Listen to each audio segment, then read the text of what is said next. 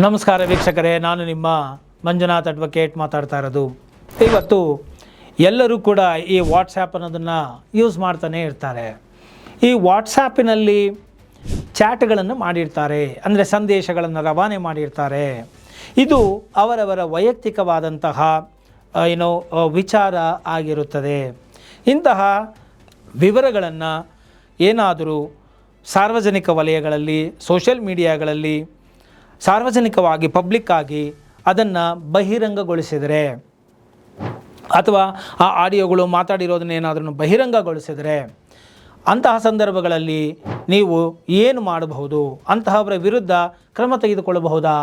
ಇದು invasion of ಪ್ರೈವಸಿನ, ನಿಮ್ಮ ವೈಯಕ್ತಿಕ ಅಥವಾ ಖಾಸಗಿತನದ ಒಂದು ವಿಚಾರಕ್ಕೆ ಧಕ್ಕೆ ಉಂಟು ಮಾಡಿದ ಹಾಗ ನಿಮಗೆ ಯಾವ ಒಂದು ಕಾನೂನಿನ ಅಂಡರಲ್ಲಿ ನಿಮಗೆ ರಕ್ಷಣೆ ಸಿಗುತ್ತೆ, ಏನು ಪರಿಹಾರವನ್ನು ಕೇಳ್ಬೋದು ಅನ್ನೋದನ್ನು ಇವತ್ತು ನಾನು ನಿಮಗೆ ತಿಳಿಸಿಕೊಡ್ತೇನೆ.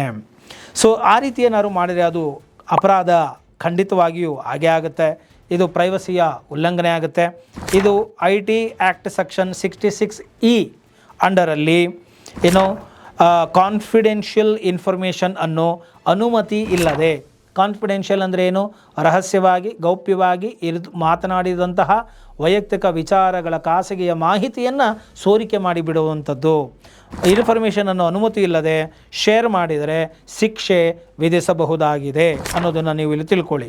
ಇಂತಹವರ ವಿರುದ್ಧ ನಿಮ್ಮ ಮಾನಕ್ಕೆ ಯಾವ ರೀತಿಯಾಗಿ ಹಾನಿಯಾಗಿದೆ, ಇದರಿಂದ ನಿಮಗೆ ಎಷ್ಟು ಡ್ಯಾಮೇಜ್ ಆಗಿದೆ, ಅದನ್ನು ನೀವು ನೀಟಾಗಿ ಒಂದು ಪೆಟಿಷನ್ ರೆಡಿ ಮಾಡಿ ನೀವು ಒಂದು ಡಿಫಮೇಷನ್ ಕೇಸನ್ನು ಕೂಡ ನೀವು ದಾಖಲು ಮಾಡ್ಬೋದು.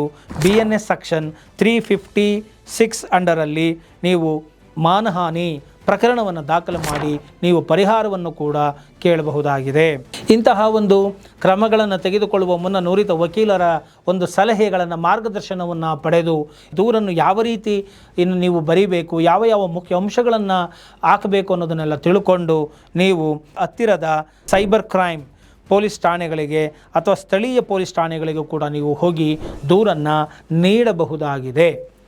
ಸೊ ಪೊಲೀಸಿನವರ ವಿಚಾರಗಳಿಗೆ ಸಂಬಂಧಪಟ್ಟಂತೆ ನೀವು ಸಾಕಷ್ಟು ವಿಡಿಯೋಗಳನ್ನು ನಾನು ಮಾಡಿ ಹಾಕಿದ್ದೇನೆ.